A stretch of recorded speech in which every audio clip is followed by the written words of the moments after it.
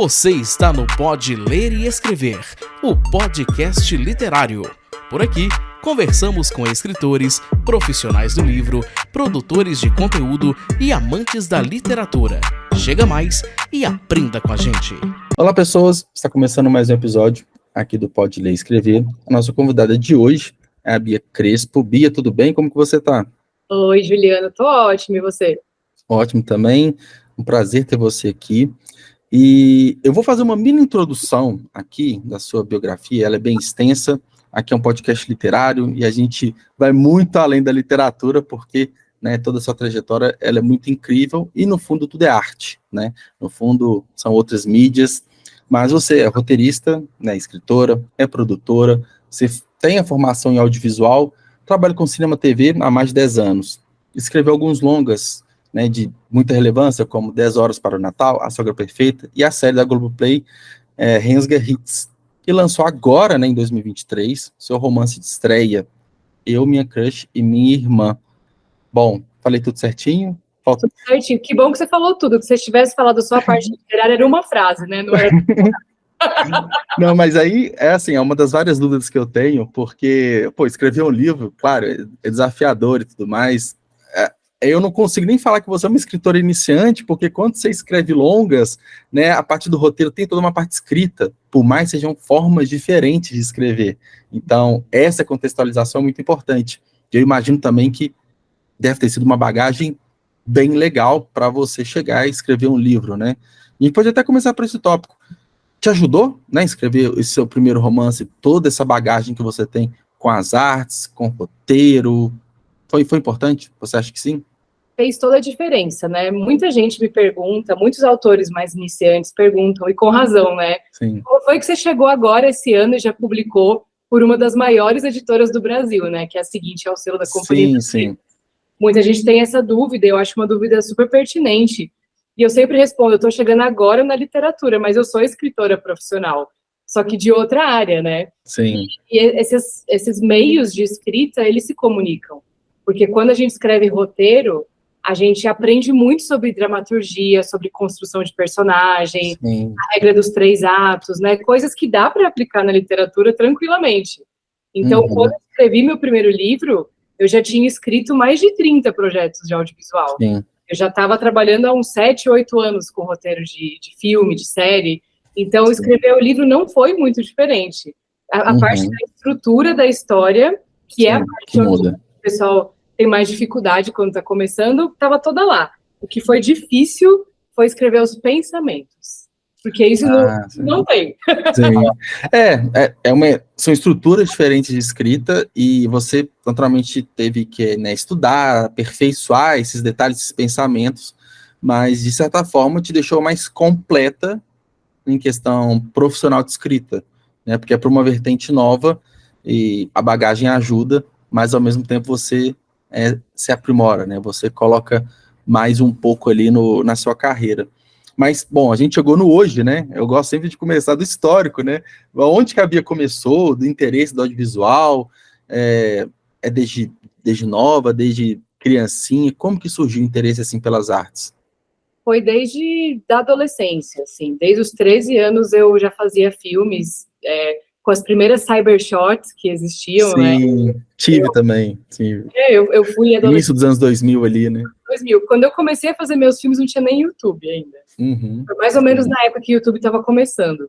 Então, só uma pausa, eu lembro que o YouTube, acho que 2005, 2006 que começou, e eu usava muito como eu fazia o upload dos vídeos para mandar o link para os meus amigos, e como se fosse uma nuvem, como se fosse não era nem para assistir, assim, igual a gente tem hoje, era mais para uma troca de arquivos, porque, não tinha pendrive direito, não tinha nuvem, Dropbox estava começando, mas eu lembro dessa época, era legal. E não tinha nem viralizar essas coisas. Nada. Eu não sabia para que servia, A gente estava discutindo.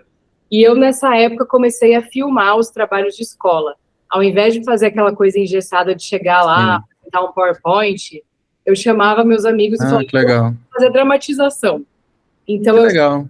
Era bem legal, eu escrevia os roteiros, dirigia, editava, botava trilha sonora, botei tudo no YouTube, e daí a gente começou a fazer, eu fiz por uns 2 anos, assim, do ensino médio, E aí eu fui estudar audiovisual, foi a carreira que eu escolhi. Ah, então foi no ensino médio, meio que já foi um indício para você ir para uma faculdade, para você dar continuidade, que você tinha só a parte prática ali. Sim. Então, pô, que legal. E é uma época, né, a gente está falando aí de quase uns 20 anos atrás, que não tinha tanto estímulo para uma carreira não tão convencional, né? A gente tinha, naturalmente, jornalismo, publicidade, mas não era igual hoje que, né, os adolescentes, né, com 12, 13, 14 anos já estão meio que criando, pode não ser pro resto da vida, mas são carreiras ali já numa produção independente. É legal se despertar lá atrás, né?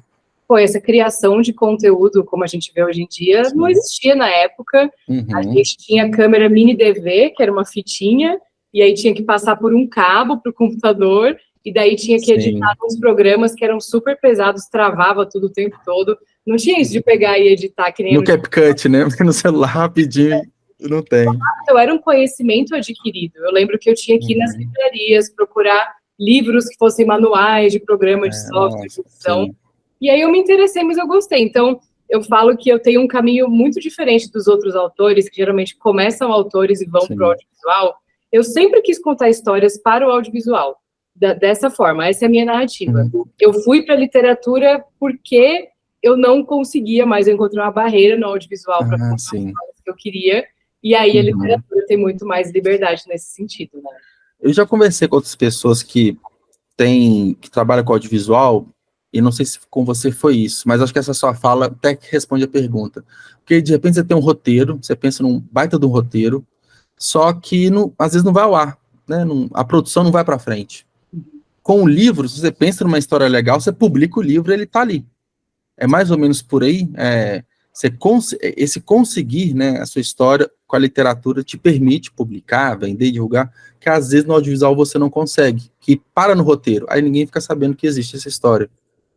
É mais ou menos isso? Exatamente isso, e assim, não é às vezes, né? Acho que os filmes que eu escrevi, que foram filmados e lançados, eu acho que deve ser 20% do que eu já criei. Mas é comum, assim, para quem trabalha profissionalmente, você já escreve, assim, até talvez uma ignorância, uma inocência minha, mas de repente você tem ali um contrato com uma grande produtora, de repente com streaming, e você vai escrevendo roteiros até chegar num que vai ser aprovado, assim, já escreve sabendo que ele vai ser descartado muitas vezes?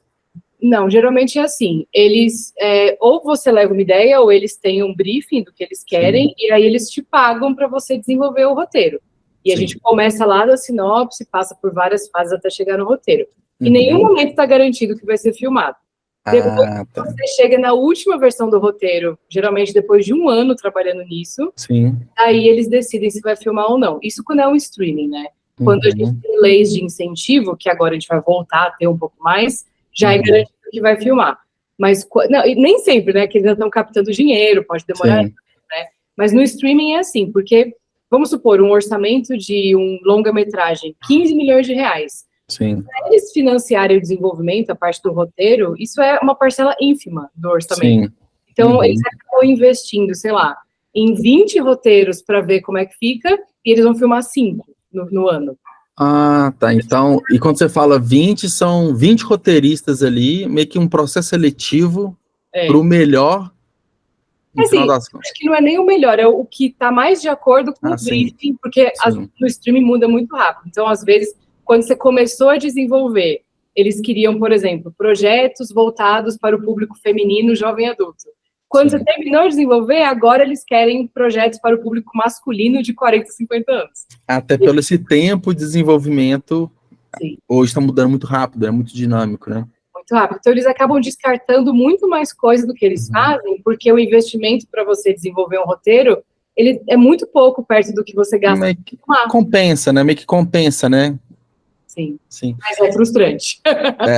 Mas aí, eu imagino assim, de tanto tempo de experiência, né, de história que você tem com roteirização, o que deve ter passado na sua mão de ideias, coisas geniais que não foram ao ar, e você pensa assim, poxa, e se eu fizesse isso aqui, né, e se eu tivesse a capacidade, né, enfim, de colocar no livro, alguma outra forma de expressão, mas, pô, e também sua mente criativa deve borbulhar a 1000, né? Então, o que não deve faltar, imagino, para você são histórias, enfim, criações ali para você colocar em prática. O seu livro, ele surgiu mais ou menos assim, de um roteiro frustrado?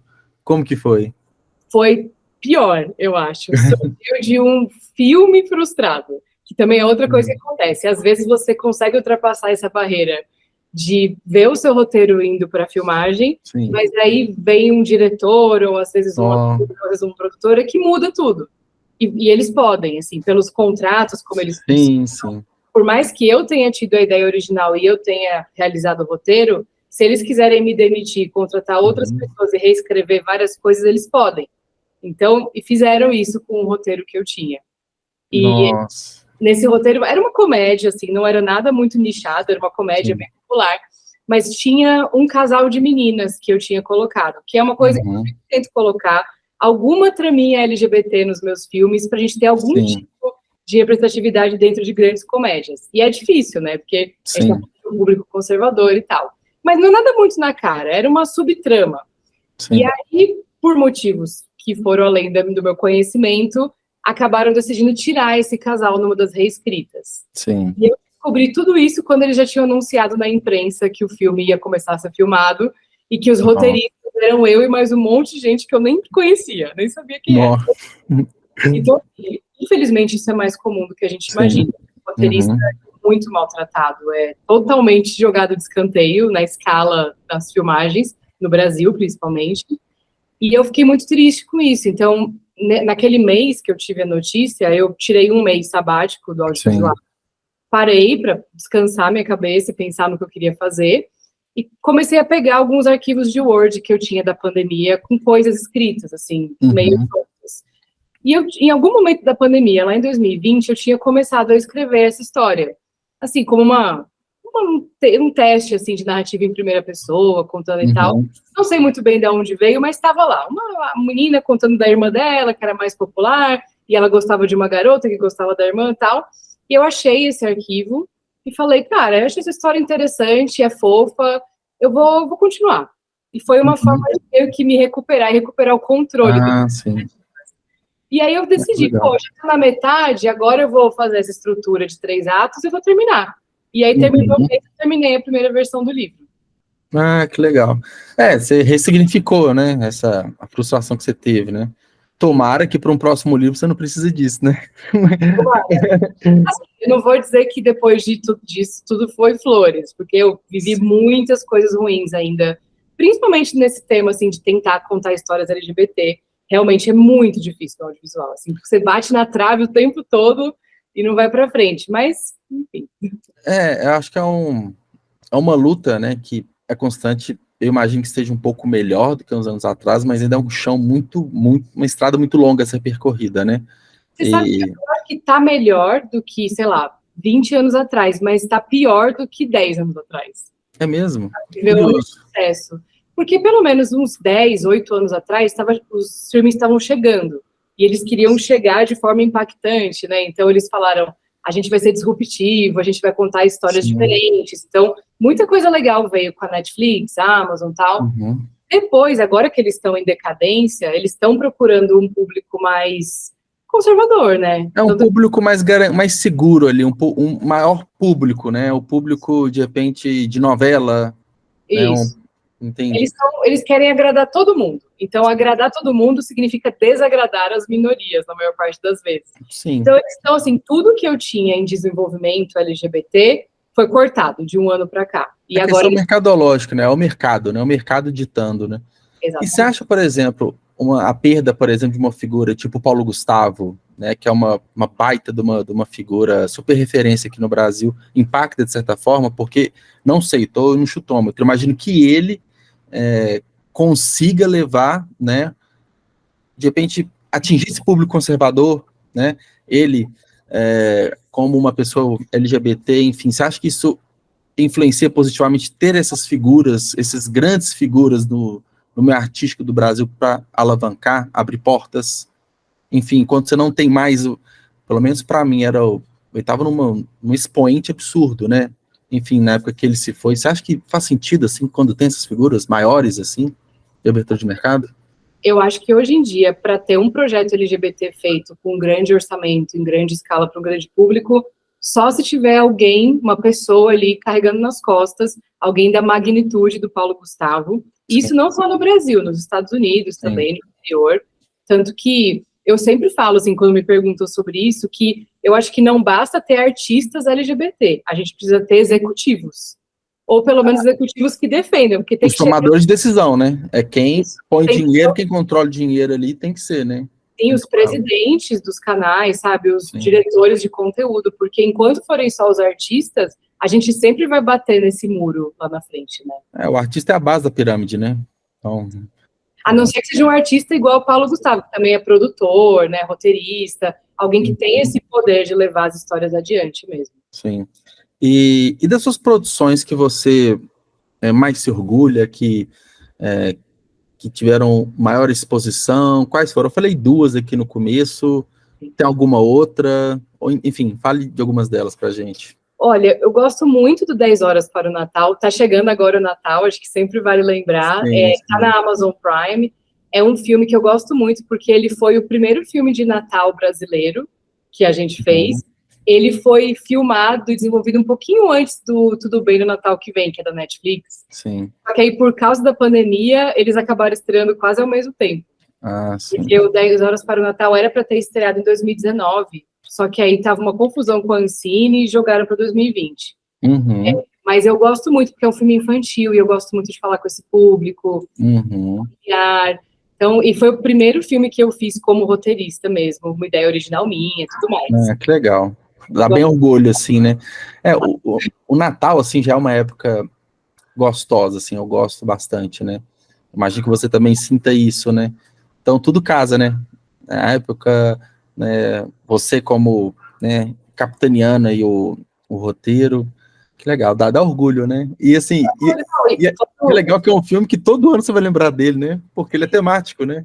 Fora o prazer, assim, que é você ver um filme que passa na sessão da tarde, sabe? Eu queria muito, porque eu cresci vendo a sessão da tarde. Então, para mim, o 10 Horas para o Natal, no ano passado, se eu não me engano, passou no dia 24 de dezembro, na sessão da tarde. Isso é incrível. Então, é muito legal saber que as famílias vão estar lá preparando a ceia, vendo um filme que eu fiz, sabe? Sim. Cara, isso realmente é bem legal. Dá muito orgulho, né? Você vê, bate aquele orgulho, tipo assim, ó, que legal, né? E quem te inspira, assim, referências, tanto no mercado, né, audiovisual, e agora também na literatura, né, que você está entrando, eu imagino que você teve que estudar, né, de repente, pessoas, livros, é um novo campo que você entrou. Quem que te inspira, assim, para você criar? Olha, na literatura eu tive a sorte de ter muitos amigos que são escritores. Um dos motivos pelos quais eu entrei foi por causa disso. Eu achava que a literatura era algo muito distante, assim, para mim, fazer filmes era até meio fácil, mas literatura parecia muito distante, assim, da minha realidade. Até eu começar a procurar livros para adaptar para o cinema e descobrir todos esses autores de literatura jovem e adulta brasileiros, que estavam começando a entrar em alta, sabe, vender muito bem, isso foi em 2017, 2018, eles estavam começando a estourar, e eu acabei conhecendo eles e ficaram meus amigos, né, então teve a Rai Tavares, a Clara Alves, que são autoras, assim, que hoje em dia são minhas amigas mesmo. Legal. Lendo os livros delas, eu percebi que dava para contar as histórias do jeito que eu queria na literatura, e que não era um bicho de sete cabeças. Então, foi lendo os livros de jovem adulto brasileiro que eu comecei a me inspirar para o meu. Então, acho que de literatura são elas, e de cinema, você comentou do Paulo Gustavo, eu acho que é impossível, assim, eu falar que ele não me inspirou, porque ele tanto me inspirou, na época que ele estava vivo, fazendo os filmes dele. A comédia que eu escrevo é muito inspirada na comédia que ele faz, e no meu livro, o Eu, Minha Crush, Minha Irmã, ele é um dos personagens, né, através da Dona Eumínia, que é uma... Pelo quadro que eu vi atrás, Esse quadro aqui é a adaptação lá, porque no livro tem uma personagem que ela vê o pôster falante, ela se vê como Dona Hermínia. E aí é uma homenagem que eu fiz quando ele estava vivo ainda, de tanto que eu acho impactante ele, a comédia dele, e depois que ele faleceu, eu achei mais importante ainda manter essa aparição, e é uma das coisas que as pessoas mais gostam no livro. Então, acho que ele me ajudou também a transitar, assim, do cinema para a literatura. Cara, que legal. Realmente, ele foi um cometa, né? enfim, impactou bastante. E o livro foi lançado agora, né? A gente está falando de poucos meses, né? E o pós, né? Publicou, tudo para você é uma novidade, né? Apesar de você ter uma carreira como escritora profissional há muito tempo, mas, né, o processo de edição, de pegar o livro impresso em mãos, que é sempre algo muito, muito gostoso, e é muito diferente, né? Porque você trabalha com cinema, você não tem o tato ali, igual o livro, né? Não tem cheiro. Então, como que foi, assim, lançamento, o pós, recepção do público? Como foi tudo isso? A parte da edição foi uma das partes mais legais, porque no audiovisual tem muita gente dando opinião, e não é, às vezes, opinião, às vezes é ordem. Então, porque eles estão pagando, né? Então, assim, você entrega um roteiro, às vezes a versão que vai ser filmada é totalmente diferente da versão que você queria originalmente, porque tem a produtora, e tem o diretor, e tem o pessoal do streaming, todo mundo vai dando um monte de opinião e vai pedindo para mexer em coisas que, no final, está muito longe do seu controle.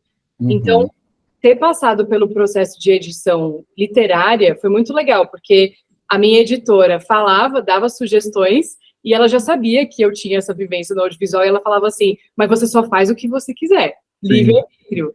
Então, eu achei muito impressionante ter essa possibilidade de escolher o que eu ia acatar e o que eu não ia. Porque, assim, como essa é a minha profissão, eu sou muito aberta a críticas e feedback.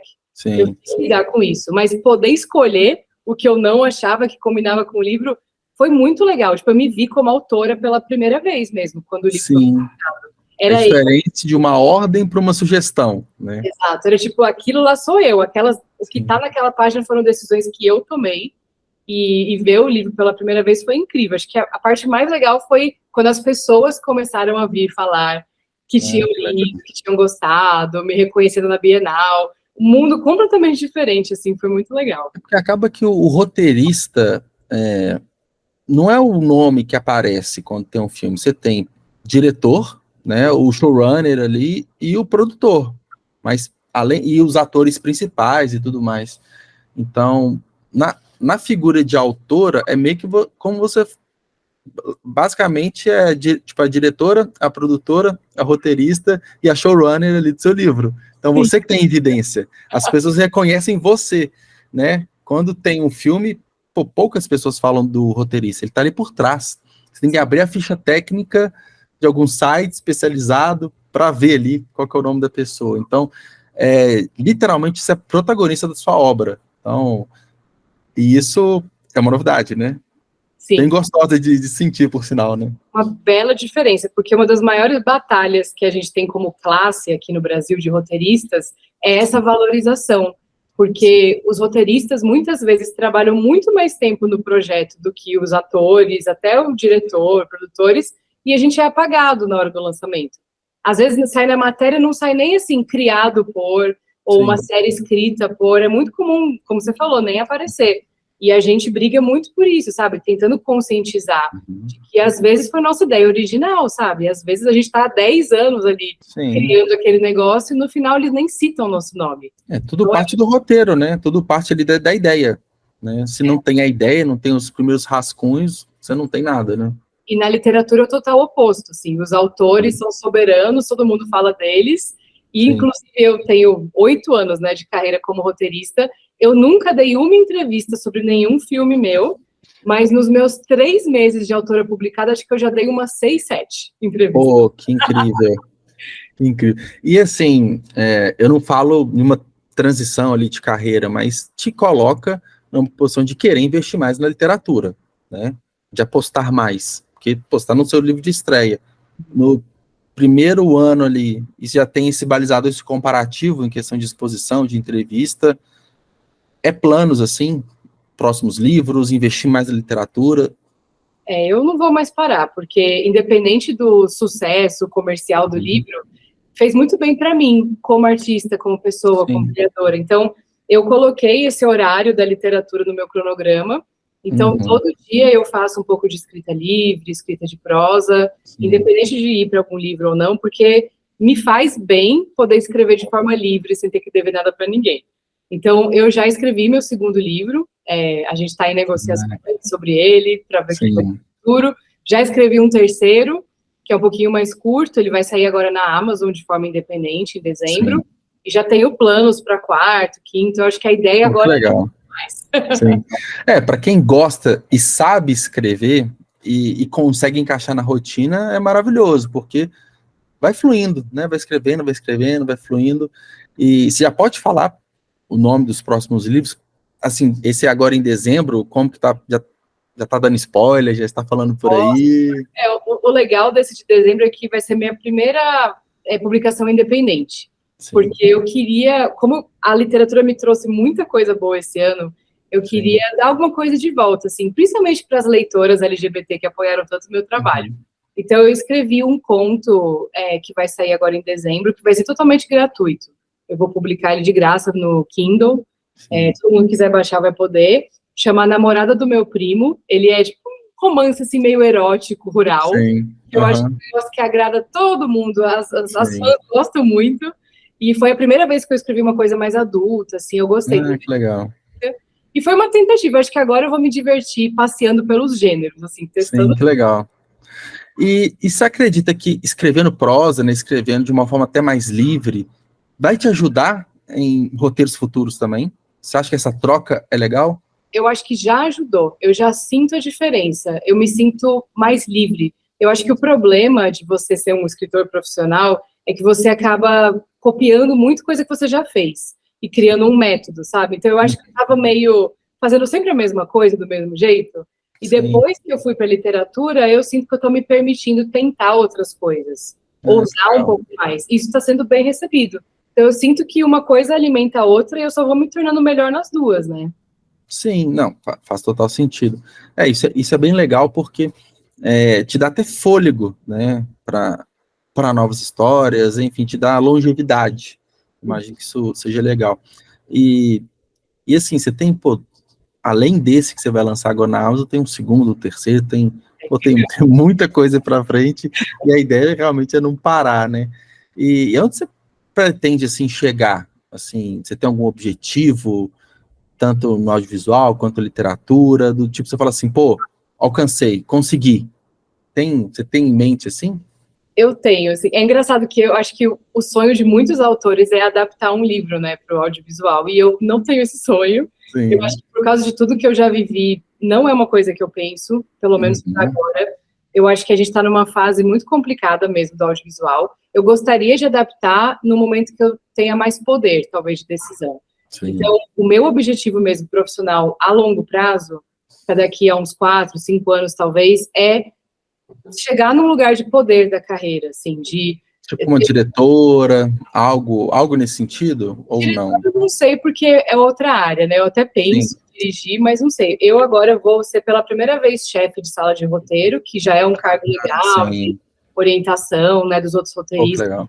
Mas eu quero chegar num lugar, assim, de já ser uma roteirista-chefe conceituada, a ponto de vender um projeto meu original de série e poder ser showrunner dessa série. Esse é o meu sim. maior de carreira. Sim. Entendi. Porque a figura do showrunner ali não necessariamente é um diretor e tal, é alguém que para dar as caras ali para fazer acontecer, eu imagino, né? O showrunner original, o americano, sempre é um roteirista. Assim, é porque isso ficou tão diluído ao longo do tempo. Sim. Que no Brasil quase nunca é um roteirista, geralmente é um produtor, um diretor. Mas o original, assim, o showrunner americano, ele é sempre um roteirista, geralmente o roteirista que criou a série e que é o roteirista-chefe, porque como que você vai ter um showrunner que não escreve? Não faz nem sentido, né? Tem que ser a pessoa por trás de toda a ideia original, do conceito, de tudo. Então, acho que você tem que ter habilidades de produtor também, que aqui no Brasil os roteiristas não têm tanto. Mas eu quero fazer tudo, assim, para chegar lá. Eu tô pensando em alguns nomes, assim, eu que gosto muito de ficção científica.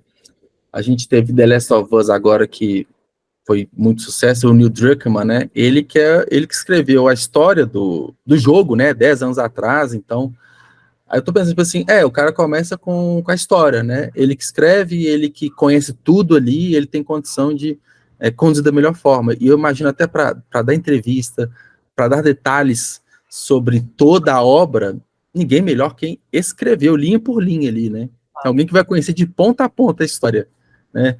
Não tirando mérito dos outros profissionais, mas quem escreve, né, ele entende a cabeça de cada personagem, entende cada tomada de decisão, virada da narrativa.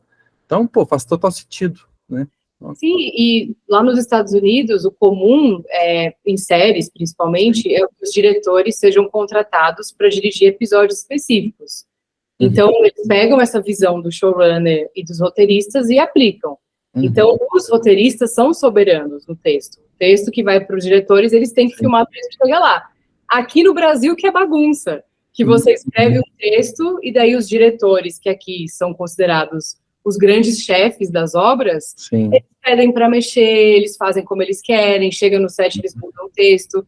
Isso é uma herança muito do cinema autoral, sabe? Cinema de arte, cinema europeu. E no sistema industrial, comercial, que a gente tenta trabalhar no streaming, não funciona. Tem que ter alguém, que é o showrunner, né, que tem essa visão geral, e os outros seguem.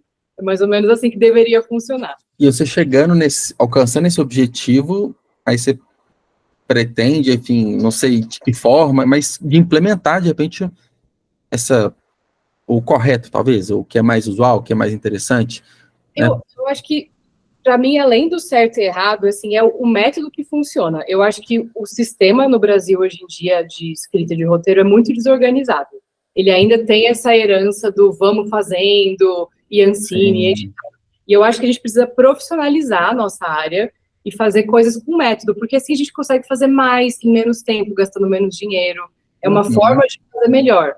Então, eu acho que eu quero virar showrunner por isso, para melhorar as condições de trabalho, para poder ter a minha visão ali. Legal. E, eventualmente, depois disso, eu penso daqui a mais, sei lá, 20 anos, virar executiva mesmo de canal, trabalhar em streaming, abrir as portas para os roteiristas que vão estar vindo depois, porque eu acho importante a gente pensar também no outro lado, né, não ficar só aqui. Porque você vindo, né, você vai, de repente, até dar mais espaço, mais valor, mais visibilidade para os roteiristas, porque aquilo que você sentiu falta, ainda sente um pouco de falta, lá na frente você pode, né, ajudar quem está começando, quem está nessa posição, né. Isso é um desafio, é um baita desafio de carreira, né, mas, pô, tomara que dê tudo certo, acho fantástico, assim. E tem alguma produção, né, que você participou, né, como roteirista, que tá rolando, que vai ao ar agora, ano que vem, tem alguma coisa assim no forno? Eu tô super animada que tem 2 coisas que eu escrevi que estão sendo filmadas. Uma delas é o Rensga Hits, que é a série da Globoplay. Eu escrevi a 2ª e a 3ª temporadas entre o ano passado e esse ano, e eles estão filmando a 2ª e devem filmar a 3ª agora no começo do ano que vem, o que é muito raro, né, as séries geralmente são renovadas para uma temporada, mas o Rensga foi um sucesso tão grande que renovaram para 2. Eu gosto muito do trabalho que foi feito ali em conjunto com os outros roteiristas. Então, no ano que vem, vai estrear na Globoplay a 2ª temporada. E agora, em novembro, vai começar a filmar o Caindo na Real, que é um longa-metragem que é uma ideia original minha, que eu terminei de escrever também agora.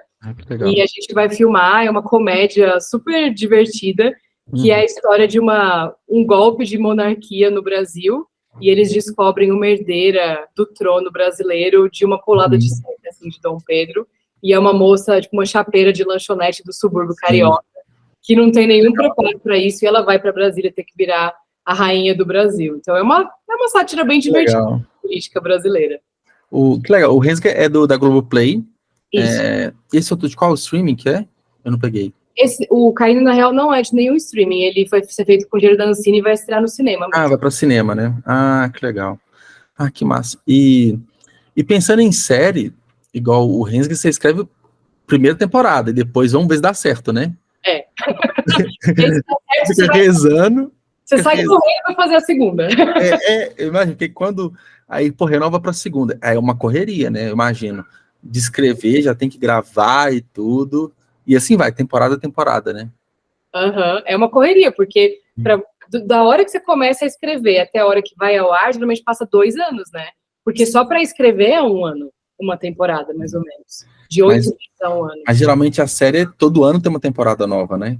Não sempre. Por exemplo, agora talvez tenha, porque eles encomendaram 2 temporadas de uma vez. Aí já dá para pensar mais a longo prazo, né? Conseguem escrever de uma vez, filmar de uma vez, daí finalizar separado. Então, talvez Rensga tenha todo ano. Vamos ver como é que vai ser, porque, como eu te falei, a gente escreveu 2 temporadas, né? Mas eu não posso dizer que vai filmar essas duas. Sim. Uma já está filmada. Cara, que legal. Assim, quem assiste nem imagina, né? Às vezes vai no Instagram do streaming só cobrar, né? Cadê a temporada tal, de tal série? Cobra mesmo. Porque é aquela pressão. Se o público bota pressão, quer dizer que ele quer e, vamos fazer então, né? Assim, tem... Mas quanto mais cobrança, melhor, mas a pessoa não sabe o trabalho que dá, né? Mas continue cobrando, é o que importa, né? Claro. Que legal. Ô, Bia, bom, queria agradecer a conversa, adorei, assim, a conversa foi tão dinâmica que eu mal olhei aqui para a pauta, mas passando o olho aqui a gente falou de todos os pontos principais, e eu desejo bastante sucesso, que eu continue escrevendo bastante, publicando, e que esse seu primeiro livro seja literalmente só o primeiro, que você tenha cada vez mais sucesso e relevância na arte, de uma forma geral. Obrigado por estar aqui. Eu que te agradeço, Juliana, adorei conversar com você também, adorei falar sobre tudo isso, a cinema, literatura, séries, é muito bom também poder ficar reclamando do audiovisual. Chorar as pitangas aqui é bom. Mas é muito legal, obrigada pelo espaço. Obrigado, então um abraço para você, até mais, tchauzinho. Tchau, tchau.